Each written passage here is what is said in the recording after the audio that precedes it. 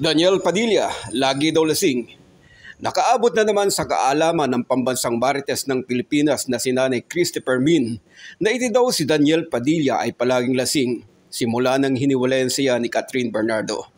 Marahil daw ay hindi matanggap ng nasabing aktor na wala na sila ni Catherine. Ayon pa kay Nanay Christy, ay todo raw ang panunuyo at pagmamakaawa ni Daniel kay Catherine na bumalik na ito sa kanya, pero tila yata daw nawa-effect na ito sa nasabing aktres at tuluyan na niyang sinara ang pintuan ng kanyang puso para kay Daniel.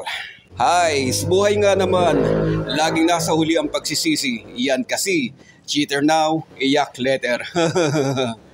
Pero may matinding paayo si Nanay Christy kay Daniel na aminin na lang daw niya ang katotohanan at baka sakaling meron pang puwersa na magtulak kay Catherine palapit sa kanya.